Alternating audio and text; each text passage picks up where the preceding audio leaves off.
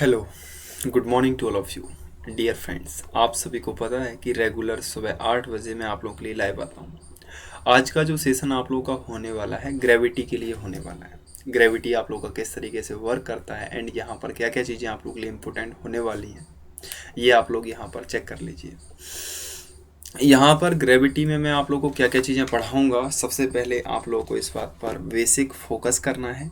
साथ ही साथ आप लोगों को मैंने कंप्लीट फिजिक्स के 11 रुपये पेड करने के लिए बोला था, जो कि आप लोगों ने बखूबी पे किए हैं। तो आप लोगों को कंप्लीट फिजिक्स करवाना ये मेरा वादा है।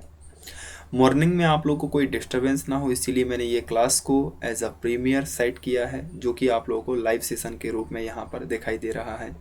पीडीएफ फाइल भी आप लोगों के लिए अवेलेबल है, जिसको भी आप लोग डाउनलोड कर सकते हैं लाइब्रेरी वाले सेक्शन में जा करके। बेसिकली सेशन के अकॉर्डिंग आप लोगों के लिए जो ग्रेविटी है उसमें सबसे ज़्यादा मोस्ट इम्पोर्टेंट फैक्टर या मोस्ट इम्पोर्टेंट क्वेश्चंस जो आप लोग के लिए आते हैं वो केपलर के ग्रहों संबंधी नियमों से ही आप लोग के आते हैं। तो उनको तो मैं प्राइमरीली पढ़ाऊँगा ही पढ़ाऊँगा, साथ ही साथ कुछ एक और चीज़ें मैं आप लोग को पढ़ाऊँगा जो कि आप लोगों के लिए इम्पोर्टेंट होती हैं ग्रेविटी में। तो चलिएगा शुरुआत करते हैं आज के सेशन को, क्या क्या चीज़ें आप लोग के लिए इंपॉर्टेंट होती हैं। एंड आई विल ट्राई कि सारी की सारी चीज़ें, ये यदि ब्लैक स्क्रीन हो जाती है ज़्यादा बेटर रहता, लेकिन देयर इज़ नो इशू। अब यदि स्टार्ट हो चुका है तो हमको इसी से मेंटेन करना पड़ेगा। केपलर के ग्रहों के गति संबंधी नियम को हम बाद में पढ़ेंगे। सबसे पहले मैं आप लोगों को ग्रेविटी इन द सेंस आप लोगों का गुरुत्वाकर्षण होता क्या है ना। आप लोगों को पता होना चाहिए ग्रेविटी, या बात की जाए गुरुत्वाकर्षण, तो आप लोगों का होता क्या है। आप लोग शब्द को ही थोड़ा सा पढ़ने की कोशिश करें। गुरुत्वाकर्षण यानी कि गुरुत्व का आकर्षण। स्पेशली ब्रह्मांड में किन्हीं भी दो पिंडों के बीच लगने वाला आकर्षण या प्रतिकर्षण बल आप लोगों का ग्रेविटी या ग्रेविटेशनल फोर्स होता है। ठीक है, ग्रेविटी मैंने क्या बोला, दो पिंडों के बीच आप लोगों का जो आकर्षण होता है दैट इज कॉल्ड ग्रेविटी। मैंने सिर्फ आकर्षण की बात की गई है, ठीक है ना। और गुरुत्वाकर्षण बल क्या होता है, तो दो पिंडों के बीच लगने वाला आकर्षण बल आप लोगों का ग्रेविटेशनल फोर्स कहलाता है, गुरुत्वाकर्षण बल कहलाता है। सबसे पहले यदि बात की जाए तो सन 1686 में आप लोगों का सबसे पहले न्यूटन के द्वारा ये बताया गया था कि ब्रह्मांड में कोई ना कोई पिंड एक दूसरे को जो है अपनी ओर आकर्षित करते हैं। इस बात के बारे में सबसे पहले न्यूटन के द्वारा 1886 में आप लोगों का बताया गया, और उनके द्वारा एक नियम दिया गया जिसको हम लोग गुरुत्वाकर्षण नियम के नाम से जानते हैं। इस नियम को ही आप लोगों को याद रखना है, और यहाँ पर जो मैथमेटिकल टर्म आप लोगों के लिए तैयार होती है उसको आपको याद रखना है। न्यूटन के द्वारा कहा गया कि ब्रह्मांड में स्थित किन्हीं भी दो पिंडों के बीच लगने वाला, किन्हीं भी दो पिंडों के बीच लगने वाला आकर्षण या प्रतिकर्षण बल, आकर्षण या प्रतिकर्षण बल उनके द्रव्यमानों के गुणनफल के अनुक्रमानुपाती होती है, और उनकी बीच की दूरी के वर्ग के व्युत्क्रमानुपाती होती है। यानी कि आप लोग देख पा रहे होंगे, जैसे कि मैंने दो पिंड आप लोग के बनाए हैं ए और बी, और उनके बीच लगने वाला आकर्षण बल, जो कि बात मैंने अभी कही है उसको गणितीय फॉर्मेशन में कैसे लिखेंगे। उन्होंने पहली बात कही है कि ब्रह्मांड में स्थित किन्हीं भी दो पिंडों के बीच लगने वाला आकर्षण बल, तो मैं की पॉइंट आप लोगों को लिख रहा हूं, सिर्फ दो पिंडों के बीच लगने वाला आकर्षण बल, आकर्षण बल उनके द्रव्यमानों के गुणनफल के अनुक्रमानुपाती होगा। तो बल की बात की गई है, आकर्षण बल उनके द्रव्यमानों के गुणनफल के अनुक्रमानुपाती होगा। ठीक है, दूसरी बात क्या बोली थी, उसकी बीच की दूरी के वर्ग के व्युत्क्रमानुपाती होगा, बीच की दूरी के वर्ग के व्युत्क्रमानुपाती होगा। यानी कि ये आप लोगों का 1/d, इनके बीच की दूरी कितनी है, d हम लोगों ने मानी है, बीच की दूरी के वर्ग के व्युत्क्रमानुपाती।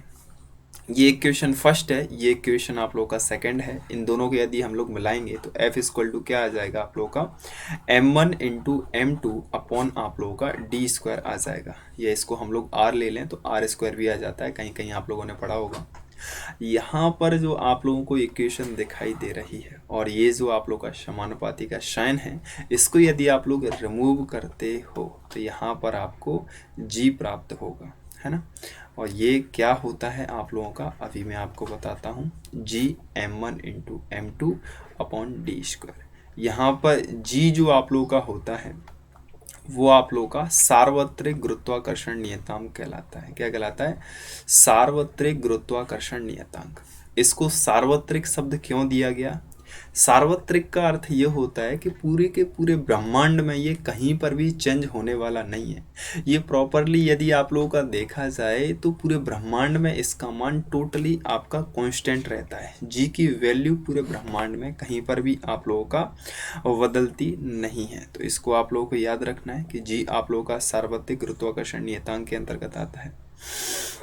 इसी के साथ साथ आप लोगों का परिस्थितियों के अकॉर्डिंग ऐसा बोला जाता है कि जी का जो मान है एकांक पिंड के लिए, यानी कि तो एकांक द्रव्यमान के दो पिंड हैं जिनका द्रव्यमान 1-1 किलोग्राम है और उनके बीच की दूरी 1 मीटर है, तो उस कंडीशन में जी का मान एफ के बराबर होगा। यानी कि समझ पा रहे होंगे मैं क्या कहना चाह रहा हूँ। यदि एम का मान 1 हो, M2 का मान भी 1 हो और डी का मान भी 1 हो तो एफ और जी आप लोगों का बराबर होता है। यही बात आप लोगों का सार्वत्रिक गुरुत्वाकर्षण नियतांक में सिद्ध की जाने के लिए कभी कभार आप लोगों को पूछी जाती है, ठीक है ना। जी की स्पेसिफिक वैल्यू 6.67 इंटू 10⁻23 आप लोगों को याद रखना है। और चीज़ों को याद रखने के लिए फैक्चुअल डाटा आप लोगों को कलेक्ट करना होगा, क्योंकि बहुत ही जल्द मैं आप लोगों को एक PDF फॉर्मेशन में प्रोवाइड करने की कोशिश ज़रूर करूँगा, है ना।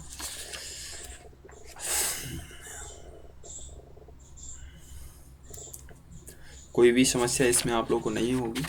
मैं चीज़ों को सीक्वेंस के अकॉर्डिंग जमाने की कोशिश करता हूँ।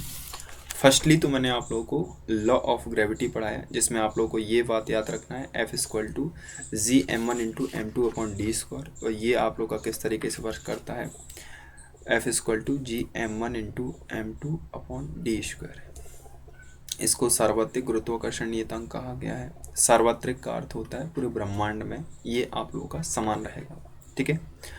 उसके बाद आप लोगों ने एक बात सुनी होगी स्मॉल जी, जिसको हम लोग कहते हैं गुरुत्वीय त्वरण। जो बातें पढ़ने के लिए वही मैं आपको बता रहा हूँ, है ना। क्या? गुरुत्वीय त्वरण। गुरुत्वीय त्वरण,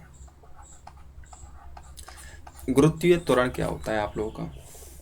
तो गुरुत्वीय त्वरण स्पेशली आप लोगों को कभी कभार पूछ लिया जाता है, तो आप लोगों को सीधा सीधा फॉर्मेशन के अकॉर्डिंग फॉर्मूला याद रखना है। Small g equal to G upon RE का स्क्वायर। आपको एक बात समझ में आएगी, मैं अभी बताता हूँ। और पृथ्वी के लिए इसका मान 9.8 मीटर पर सेकेंड स्क्वायर आप लोग का होता है, ठीक है। ठीक है, अब मैं आप लोगों को यहाँ पर क्या बताना चाह रहा हूँ, थोड़ा सा सोचिएगा। गुरुत्वीय त्वरण जो आप लोगों का है, जी का जो वैल्यू आप लोगों के लिए है वो ऐसा कैसे आता है, और यहाँ पर ई का मतलब क्या है, आपको फॉर्मूला याद रखना है जिससे आपका एग्जाम में क्वेश्चन बनेगा। मैं आपको टू द पॉइंट चीज़ें पढ़ाना चाहता हूँ। मैं आपको चाहता हूँ कि आपका एग्जाम में सिलेक्शन हो, इसीलिए उन्हीं चीज़ों को पढ़ो जो एग्जाम में आती है, फालतू चीज़ों पर ध्यान नहीं देना है। एग्जाम यदि ज़्यादा टफ होगा तो यहाँ से क्या आ सकता है, न्यूमेरिकल। पहले तो स्मॉल जी का formula capital G ME upon RE square, जहाँ पर कैपिटल जी आपका सार्वत्रिक गुरुत्वाकर्षण नियतांक है जिसका मान आपको मैंने बताया। उसके बाद ME जो आप लोगों का है वो पिंड का द्रव्यमान, यहाँ पर पिंड मतलब पृथ्वी है इसीलिए मैंने अर्थ E लगाया है ना, पिंड का द्रव्यमान, ठीक है ना। जी का मान हर जगह भिन्न भिन्न होता है। और RE यानी कि पिंड की त्रिज्या, यहाँ पर मैंने पृथ्वी माना है तो यहाँ पर पृथ्वी की त्रिज्या है, ठीक है। पिंड का द्रव्यमान और यहाँ पर पिंड की त्रिज्या, समझ गए होंगे। यानी कि स्मॉल जी का मान जो है ब्रह्मांड में प्रत्येक पिंड के लिए अलग अलग होता है। यानी कि पृथ्वी के लिए अलग है क्योंकि पृथ्वी का द्रव्यमान और पृथ्वी की त्रिज्या डिफरेंट है। इसी तरीके से चंद्रमा के लिए स्मॉल जी का मान अलग होगा क्योंकि इसके लिए जो है ME का मान और RE का मान डिफरेंट होगा। कोई समस्या आप लोग को नहीं होना चाहिए। मैंने अभी एक बात बोली थी कि स्मॉल जी का मान पृथ्वी में भिन्न भिन्न जगहों पर आप लोगों का भिन्न होता है, हर जगह आप लोग का डिफरेंट होता है। तो इसमें कोई समस्या आप लोग को नहीं होगी। इसके लिए मैं आप लोगों को कुछ बातें बताने वाला हूँ जो आप लोगों के लिए इम्पोर्टेंट रहेंगी। देखिएगा, सीधी सीधी बात, जी का मान आप लोगों का कहाँ पर कितना होता है, जी का मान कहाँ पर कितना होता है देख लीजिए। स्मॉल जी की यदि मैं आप लोगों को बात करूँगा तो ये है आप लोगों का पृथ्वी, ये है आप लोगों का पृथ्वी। स्मॉल जी का मान आप लोगों का भूमध्य रेखा पर यानी कि यहाँ पर ये कितना होता है, सबसे न्यूनतम होता है। स्मॉल जी का मान भूमध्य रेखा पर कैसा होता है, न्यूनतम होता है। भूमध्य रेखा पर कितना होता है, न्यूनतम होता है। ये डायग्राम बना लेना, ऐसा ही है ना, जिससे आपको याद रहेगा। भूमध्य रेखा पर न्यूनतम होता है और ध्रुवों पर, ये आपके ध्रुव हैं नॉर्थ पोल और साउथ पोल, यहाँ पर अधिकतम होता है। कैसा होता है, अधिकतम होता है। ये डायग्राम बना लेना। भूमध्य रेखा पर जी का मान न्यूनतम होता है और ध्रुवों पर जी का मान अधिकतम होता है। ध्रुवों पर कैसा होता है, अधिकतम होता है। आप लोग देख रहे होंगे कि मैं कम से कम शब्द लिख रहा हूँ, वास्तविकता में मैं सिर्फ आपके लिए की पॉइंट्स ही लिख रहा हूँ जो कि आप लोग के लिए एग्जाम में इम्पोर्टेंट रहेंगे। ध्रुवों पर जी का मान अधिकतम रहेगा। दो छोटी छोटी बातें आप लोगों ने अभी पकड़ी हैं। अभी तो हम पृथ्वी के ऊपरी सतह पर बात कर रहे हैं, ठीक है ना। अब यदि हम लोग बात करेंगे कि स्पेशली ये आप लोगों का पृथ्वी है और पृथ्वी के सतह पर कोई पिंड आप लोगों का रखा हुआ है, यहाँ पर जी का मान लिया हम लोगों ने, जो भी आप लोगों का है, ठीक है। अब यदि हम पृथ्वी के तल से ऊपर जाएंगे, यहाँ से यदि ऊपर जाएंगे ना, तो भी जी का मान कैसा होता है, जी का मान घटता है ना। पृथ्वी की सतह से ऊपर जाने पर क्या लिखेंगे, सतह से ऊपर जाने पर, सतह से ऊपर जाने पर जी का मान घटता है। जी का मान कैसा होता है, घटता है, ठीक है। अच्छा, आपने सोचा होगा ऊपर जाने पर घटता है तो नीचे आने पर बढ़ेगा, बिल्कुल नहीं। सतह से नीचे आने पर, सतह से नीचे जाने पर, है ना, नीचे जाने पर भी जी का मान आप लोगों का कैसा होता है, घटता है। सतह से नीचे जाने पर भी जी का मान आप लोगों का घटता है। दोनों बातों को याद रखिएगा, कोई समस्या आप लोगों को नहीं होगी, है ना। यहाँ पर जी का मान बढ़ रहा है, यहाँ पर जी का मान आप लोगों का कम हो रहा है। अच्छा, छोटी सी बात, जी के मान से ये दो क्वेश्चन, एक तो यहाँ से ये इम्पोर्टेंट है आप लोग के लिए, ये भी इम्पोर्टेंट है, ये भी इम्पोर्टेंट है, ये भी इम्पोर्टेंट है, क्योंकि हम लिखवाते ही वो हैं जो इम्पोर्टेंट होता है।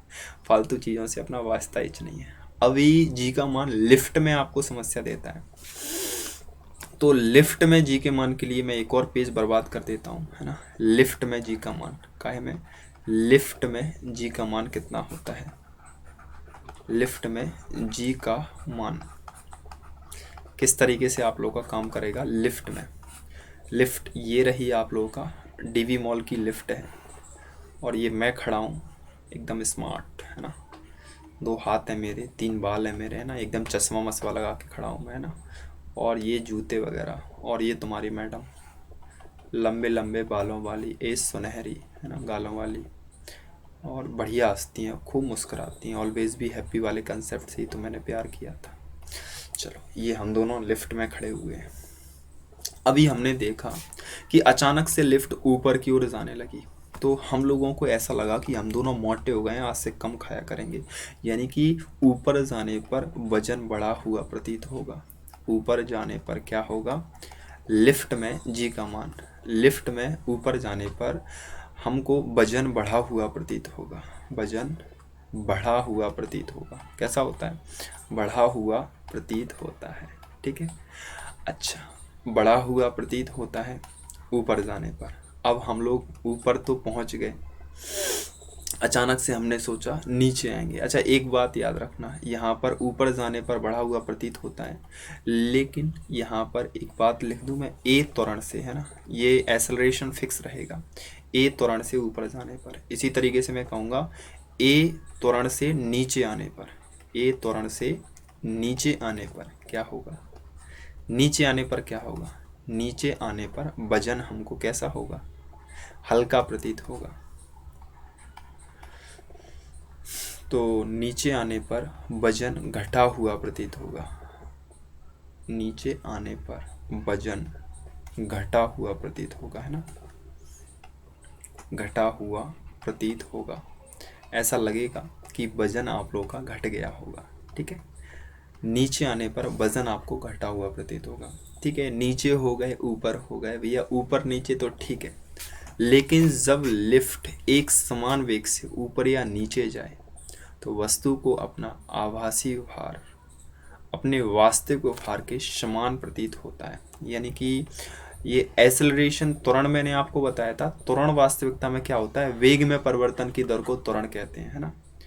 तो वेग में परिवर्तन की दर को त्वरण कहते हैं। लिफ्ट वाली कंडीशन में ये बात आपको याद रखना है कि एक समान त्वरण से यदि ऊपर जाता है, ये एक समान नहीं बोलेगा, यदि बोलता है कि जो है अचानक ऊपर जाता है या ए त्वरण से ऊपर जाता है, तो उस कंडीशन में आपको वजन बढ़ा हुआ प्रतीत होगा। त्वरण का मतलब ही होता है वेग में परिवर्तन, पहले कम स्पीड, फिर ज़्यादा, फिर ज़्यादा, फिर ज़्यादा, या फिर कम, जो भी रखी गई हो, लेकिन वेग में परिवर्तन कॉन्स्टेंटली होता रहेगा। अब उसने तीसरी बात बोली है कि एक समान वेग से, अब यानी कि त्वरण के बारे में उसने नहीं बोला, तेज दिमाग का आदमी है भाई साहब, है ना। समान वेग से ऊपर जाने पर, समान वेग से ऊपर या नीचे कहीं भी जाओ, ऊपर या नीचे जाने पर, समान वेग से ऊपर या नीचे जाएंगे तब क्या होगा, हम और तुम्हारी मैडम एक जैसे, है ना, जैसे वजनदार थे वैसे ही रहेंगे। ऊपर या नीचे जाने पर वजन समान प्रतीत होगा। कैसा होगा, वजन समान प्रतीत होगा, कोई घटाव बढ़ाव नहीं, है ना, समान प्रतीत होगा। कैसा लगा, मजा आ गया, है ना। यहाँ से क्वेश्चन आप लोगों का आता है, आप लोग अच्छे से जानते हैं। अच्छा, एक और आप लोगों ने देखा होगा, लिफ्ट में कभी कभार डोरी टूट जाए तो क्या होगा।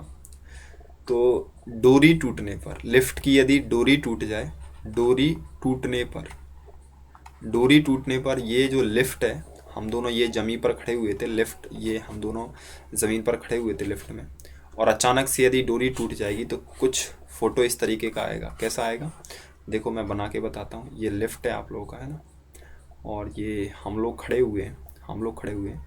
अभी हमारी मुंडी यहाँ पर रहेगी दोनों की, है ना। मैडम के बाल ऐसे छत में उलझे हुए, अपन भी एकदम छत में गले हुए, है ना, और एकदम ऐसे हाथ दीवारों से चिपके हुए, इस तरीके की कंडीशन हो जाती है, यानी कि अपन ऊपर की ओर गलते हैं। तो डोरी टूटने पर क्या होता है, हम सीधे छत में जा लगेंगे, हम सीधे छत में जा लगेंगे। कहाँ, छत में जा लगेंगे, ठीक है। ये हमने आपको अपनी देसी लैंग्वेज में समझाया है। ये जो बातें मैंने 3-4 पेजों में लिखी हैं, ये वो चीज़ें आप लोग के लिए हैं जो एग्ज़ाम पॉइंट ऑफ व्यू से इम्पोर्टेंट थी। पीपीटी में मैंने इनको लिखवा नहीं पाया, इसके लिए क्षमा। एक और छोटी सी बात मैं आपको बता दूं, पलायन वेग के बारे में आप लोगों ने सुना होगा, है ना। पलायन वेग, पलायन वेग आप लोगों ने सुना है। एस्केप वेलोसिटी जिसको हम लोग कहते हैं, एस्केप वेलोसिटी। एस्केप वेलोसिटी आप लोगों का होता क्या है, जो जो चीज़ें मैं पढ़ा रहा हूँ वो स्पेशली आप लोग पढ़ते जाइए बस, क्योंकि मैं वही चीज़ें पढ़ा रहा हूँ जो एग्ज़ाम में आती। पलायन वेग क्या होता है, वह है न्यूनतम वेग। आप लोग की पॉइंट्स को जिस दिन छांटना सीख गए, समझ लो अपना काम हो गया। वह है न्यूनतम वेग, है ना, न्यूनतम शब्द पर जोर देना है। वह है न्यूनतम वेग जिस वेग से यदि किसी पिंड को हम लोग फेंकते हैं तो पृथ्वी की ग्रेविटी से बाहर निकल जाता है। तो वह न्यूनतम वेग जिससे किसी पिंड को फेंकने पर, जिससे किसी पिंड को फेंकने पर, किसी पिंड या किसी वस्तु को फेंकने पर,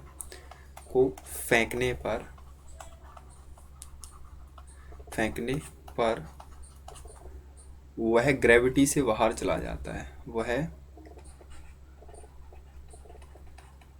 ग्रेविटी से बाहर चला जाता है, से बाहर चला जाता है, चला जाता है, वो आप लोगों का क्या कहलाता है, पलायन वेग कहलाता है। तो वह न्यूनतम वेग जिस वेग से यदि किसी पिंड को हम लोग फेंकते हैं, तो उस वेग से आप लोगों का, जिस वेग से हम किसी पिंड को फेंकते हैं तो वह ग्रेविटी से बाहर चला जाता है, आपका पलायन वेग कहलाता है ना। पलायन वेग स्पेशली देखा जाए, जिस यदि ग्रेविटी से बाहर कोई वस्तु चली गई तो वो लौट करके नहीं आएगी, क्योंकि अब उसे कोई खींचने वाला ही नहीं है अपनी ओर, है ना, उसकी ओर कोई आकर्षित होने वाला है ही नहीं। पृथ्वी उसको अपनी ओर खींचेगी नहीं, क्योंकि ग्रेविटी से बाहर चला गया। पृथ्वी के लिए इस मान को याद रखना है, 11.2 किलोमीटर पर सेकंड, यानी किसी पिंड को हम लोग इस स्पीड से फेंकें कि वो 1 सेकंड में 11.2 किलोमीटर की दूरी तय करे, तो तय है, वो पृथ्वी पर कभी लौट करके नहीं आएगा, हमेशा के लिए टाटा बाय बाय कहलाएगा। ठीक है, तो ये आप लोगों का पलायन वेग कहलाता है। पलायन वेग के बाद आप लोगों को एक छोटी छोटी बातें बता रहा हूँ। आवर्त गति क्या होती है और सरल आवर्त गति क्या होती है। देखिएगा, आवर्त गति क्या होती है और सरल आवर्त गति क्या होती है, दो चीज़ें और बताना है, उसके बाद तुम्हारी छुट्टी हो जाएगी। छुट्टी नहीं, मतलब जो मेन चीज़ें हैं जिससे क्वेश्चन आता ही आता है वो बताऊंगा फिर मैं। पहले तो मैं आपको आवर्त गति बता रहा हूँ। आवर्त गति में क्या होता है, कोई पिंड एक निश्चित पथ पर अपनी गति को दोहराता है, एक निश्चित समय अंतराल के बाद बार बार अपनी गति को दोहराता है ना। एक निश्चित समय अंतराल के बाद, एक निश्चित समय अंतराल के बाद आवर्त गति में आपको की पॉइंट याद रखना है कि एक निश्चित पथ पर निश्चित समय अंतराल के बाद, निश्चित पथ पर निश्चित समय अंतराल के बाद, निश्चित पथ और निश्चित समय अंतराल आपको याद रखना है ना। समय अंतराल तो आप लोग समझ रहे होंगे, निश्चित पथ और निश्चित समय अंतराल के बाद एक निश्चित टाइम के बाद अपनी गति को दोहराती है या बार बार अपनी गति को दोहराती है, के बाद बार बार अपनी गति को दोहराती है, बार बार अपनी गति को दोहराती है, गति को दोहराती है। ठीक है, को दोहराती है, दोहराती है, वो आप लोग की क्या कहलाएगी, सरल आवर्त गति कहलाएगी। जैसे कि घड़ी की सुई जो आप लोग की है, सरल आवर्त गति है, एक ही पथ पर लगातार एक टाइम पीरियड के बाद अपनी गति को दोहराती है। सबसे सटीक एग्जाम्पल, सबसे सटीक एग्जाम्पल है ना, क्योंकि इसका पथ भी निश्चित है और समय तो हम लोग इसी से देख सकते हैं, निश्चित समय अंतराल के बाद ये आप लोग का काम करती है। सबसे सटीक एग्जाम्पल सरल आवर्त गति का। अब हम लोग बात करते हैं दोलन गति। सरल आवर्त गति हो गया, अब हम लोग बात करते हैं दोलनी गति। आवर्त गति और सरल आवर्त, अच्छा ये तो थी आवर्त गति। सरल आवर्त गति क्या होती है, एक सीधी रेखा में, समझ रहे हो बात को, सीधी रेखा में कोई वस्तु आप लोग की, या कह सकते हैं कि कोई वस्तु आप लोगों का किन्हीं दो मध्यमान बिंदुओं के बीच अपनी गति को दोहराती है, तो सरल आवर्त गति कहलाती है। समझ रहे हो बात को, फिक्स तरीके से आप लोग को याद रखना है। ठीक है, हम लोग बात कर रहे हैं दोलनी गति। दोलनी गति, ये बहुत कंफ्यूज होते हैं बच्चे आवर्त गति में और सरल आवर्त गति में। सरल जब जुड़ जाता है तो एक सीधा पथ आ जाता है, दैट्स ऑल।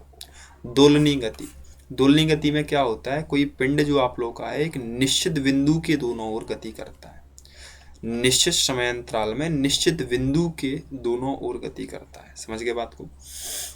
दोलनी गति का एक एक्चुअल फॉर्मेशन, जब कोई पिंड निश्चित पथ पर अपनी मध्यमान स्थिति के इधर उधर गति करता है, तो जब कोई पिंड निश्चित पथ पर अपनी मध्यमान स्थिति के दोनों ओर, तो यहाँ पर की पॉइंट आप लोग लिखेंगे निश्चित पथ पर। ठीक है, निश्चित पथ पर अपनी मध्यमान स्थिति के दोनों ओर, मध्यमान अभी बता रहा हूँ, परेशान नहीं होना, एक निश्चित पथ पर मध्यमान स्थिति के दोनों ओर गति करते हैं, कि दोनों ओर गति करते हैं, और गति करते हैं। एक निश्चित पथ पर मध्यमान स्थिति के दोनों ओर गति करते हैं। जैसे कि एक घड़ी आप लोगों का है, घड़ी के नीचे पेंडुलम की जो गति होती है वो दोलनी गति रहती है। क्यों? क्योंकि यहाँ पर तो आएगा, अब वो यहाँ से यहाँ जाएगा, फिर मध्यमान स्थिति, यानी कि ये हो गई इसकी मध्यमान स्थिति, बीच की स्थिति हो गई कि नहीं होगी, मध्यमान स्थिति है ना। तो यहाँ से यहाँ जाएगा, फिर यहाँ आने के बाद फिर इधर जाएगा, फिर इधर आएगा, है ना। तो ये आप लोगों का मध्यमान स्थिति के दोनों ओर एक निश्चित पथ में गति कर रहा है, इसकी दोलनी गति कहलाएगी। ठीक है, अभी इतनी सारी चीज़ें पढ़ाने के बाद मैं फाइनली आप लोगों को लेकर के आने वाला हूँ ग्रहों से संबंधित केपलर के नियम। केपलर बाबा ने ग्रहों की गति से संबंधित आप लोग का 3 नियम दिए, जो कि आप लोग के लिए बहुत ज़्यादा इंपॉर्टेंट है इनके बारे में जानना, क्योंकि ये 3 नियम ही हैं जिनके बल पर पूरे ब्रह्मांड में पिंड आप लोगों का घूम रहे हैं, गोल गोल गोल गोल गोल, है। इन नियमों में सबसे पहला नियम जो केपलर का है वो आप लोगों के सामने मौजूद है। इनके द्वारा जो पहला नियम दिया गया, पहला नियम आप लोगों से कहता है कि प्रत्येक ग्रह सूर्य के चारों ओर एक दीर्घ वृत्ताकार कक्षा में चक्कर करता है। दीर्घवृत्त आप लोग जानते होंगे, जो जिसकी आप लोग का इस तरीके से लंबाई ज़्यादा होती है ऐसे में। तो प्रत्येक ग्रह सूर्य के चारों ओर एक दीर्घवृत्ताकार पथ में आप लोगों का गति करता है तथा सूर्य ग्रह की कक्षा के एक फोकस बिंदु पर स्थित होता है। उनका ऐसा कहना था, जो दीर्घवृत्त आप लोग का रहता है उसके दो केंद्र होते हैं, समझ रहे हो बात को। तो उनका ऐसा कहना था कि प्रत्येक ग्रह सूर्य के चारों एक दीर्घवृत्ताकार पथ में गति करता है और सूर्य उसका एक केंद्रीय भाग होता है, सीधी बात नुबक पास, जिसका जो है मैथमेटिकल टर्म से कोई लेना देना नहीं है और एग्जाम पॉइंट ऑफ व्यू से भी कोई लेना देना नहीं है, ठीक है। कोई क्वेश्चन इससे नहीं आता है, सेकंड से आता है। इसको लॉ ऑफ एरियल वेलोसिटीज के नाम से भी जाना जाता है, समझ रहे हो बात को। इसको हम लोग क्षेत्रीय नियम के नाम से भी जाने या क्षेत्रफलीय चाल के नियम के नाम से भी जानते हैं। लॉ ऑफ एरियल स्पीड या वेलोसिटी, दोनों में से कुछ भी कह सकते हैं, मोस्ट ऑफ लोग इसको वेलोसिटीज ही कहते हैं। हमको भी वेलोसिटी कहना चाहिए, लेकिन हम लोग क्षेत्रीय चाल के नियम के नाम से हिंदी में इसको हम लोग स्पीड नॉर्मली कहते हैं, ठीक है। ये आप लोगों का संवेग संरक्षण के नियम पर आधारित है। पहले मैं कुछ पॉइंट यहाँ पर लिख दूँ। ये जो आप लोगों का है संवेग, लिखा तो नहीं है, आगे नहीं लिखा है, हाँ ठीक है। ये आप लोगों का संवेग संरक्षण के नियम पर आधारित है, संवेग संरक्षण के नियम पर आधारित है, के नियम पर आधारित है, ठीक है। ये आप लोगों का संवेग संरक्षण के नियम पर आधारित है। दूसरी बात, आप लोगों को क्या कहना चाह रहा है, दूसरा नियम आप लोगों से क्या कहना चाह रहा है कि कोई भी ग्रह आप लोगों का है वो एक समान समय अंतराल में समान क्षेत्रफल तय करता है, या किसी ग्रह को सूर्य से मिलाने वाली रेखा समान समय में समान क्षेत्रफल तय करती है। जैसे कि ये सूर्य आप लोगों का है और ये एक महीने में यहाँ से यहाँ तक गया, तो ये वाला क्षेत्रफल ये जो बीच का आप लोगों का है, और अगले वाले महीने में पिंड आप लोगों का यहाँ से यहाँ गया, अगले वाले महीने में पिंड यहाँ से यहाँ आया, तो इन दोनों महीनों का क्षेत्रफल बराबर रहेगा।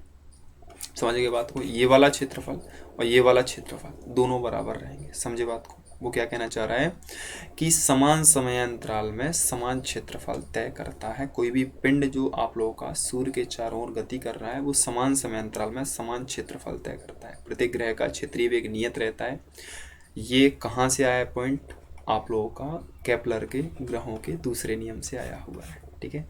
दो बातें की पॉइंट के रूप में याद रखना है, संवेग संरक्षण के नियम पर आधारित है, प्रत्येक ग्रह का क्षेत्रीय वेग नियत रहता है। और ये क्षेत्रीय वेग क्या कहना चाह रहा है, मैं फिर से बताऊंगा कि कोई भी ग्रह आप लोगों का सूर्य के चारों ओर गति कर रहा है, यदि वो मार्च के महीने में इतना क्षेत्रफल यहाँ से यहाँ तक जाता है तो ये वाला जो क्षेत्रफल है, और दिसंबर महीने में ये वाला जो क्षेत्रफल है, ये दोनों क्षेत्रफल अपने आप में बराबर रहेंगे। भले ये वाला क्षेत्रफल है तो ये तीनों क्षेत्रफल अपने आप में बराबर रहेंगे। 12 महीने के 12 क्षेत्रफल अपने आप में बराबर रहते हैं। ये बात उनके द्वारा दूसरे नियम में कही गई, ठीक है। तीसरे नियम में कुछ याद नहीं रखना, फालतू की बकवास से अच्छा है सीधा सीधा याद रखना है, टी स्क्वायर समानुपाती होता है आर क्यूब, दैट्स ऑल। क्योंकि हम लोगों को ज्ञाता नहीं बनना है, मैंने वही बात आपको बोली है। मैं इसको पढ़ा चुका हूँ डिटेल में भी, लेकिन मैंने देखा कि डिटेल का कोई फायदा नहीं है। सीधा आप लोगों को याद रखना है टी स्क्वायर समानुपाती आर क्यूब, यानी कि जो समय अंतराल का वर्ग होता है, कोई भी पिंड आप लोगों का सूर्य के चारों ओर गति करता है तो उसको लगाए गए चक्कर जो आप लोगों का रहता है, समय का वर्ग आप लोगों का पिंड की त्रिज्या के घन के अनुक्रमानुपाती होता है। यानी कि किसी भी पिंड के द्वारा सूर्य के चारों ओर जो चक्कर आप लोगों का लगाया गया है, इसमें लिए गए समय का वर्ग जो पिंड है उसकी त्रिज्या के घन के अनुक्रमानुपाती होता है। सूर्य के चारों ओर एक ग्रह चक्कर जितने समय में लगाता है उसका परिक्रमण काल t और परिक्रमण काल का वर्ग ग्रह की सूर्य से औसत दूरी r के अनुक्रमानुपाती होता है। अच्छा, ये डिस्टेंस के लिए मेंशन है, सॉरी, यहाँ पर पिंड की त्रिज्या नहीं है, ये आप लोगों का ग्रह की दूरी आप लोगों का है। बिल्कुल आसान भाषा में लिखा गया है, नहीं कई सारी किताबों में बहुत टफ तरीके से लिखा जाता है ना। आसानी से इसको रिप्रेजेंट किया गया है कि जो ग्रह सूर्य के चारों ओर चक्कर लगाता है तो चक्कर लगाने में जितना टाइम लगता है उसको परिक्रमण काल कहते हैं। तो यानी कि परिक्रमण काल का वर्ग और सूर्य से पिंड की दूरी जिसको हम लोग त्रिज्या औसत रूप से जो है औसत दूरी ग्रह की सूर्य से औसत दूरी के घन के अनुपाती होता है, यानी कि t अनुक्रमानुपाती आर क्यूब। बस यही बात आपको याद रखना है। छोटी छोटी बातों के छोटे से सेशन के साथ मैं प्रमोद सिंह आज आप लोगों को एक छोटा सा लेक्चर प्रमोद सिंह रावत के द्वारा जो ग्रेविटी के ऊपर दिया गया था, ये आप लोगों के लिए बहुत ही ज़्यादा इम्पोर्टेंट है और ये आप लोगों का आज के दिन पब्लिश किया जा रहा है सुबह 8 बजे। ठीक है, अगला लेक्चर जो मैं आप लोगों को लूँगा वो लाइट के ऊपर लूँगा। यदि आप लोग लाइट पढ़ के आएंगे तो ज़्यादा बेटर रहेंगे। अगला लेक्चर कल सुबह 8 बजे आप लोगों को दिया जाएगा। Thank you so much, bye, take care. दुआ में याद रखना और अपना ध्यान रखना। Thank you so much. और PDF फाइल डाउनलोड कर लेना जितना जल्दी हो सके, है ना। Thank you.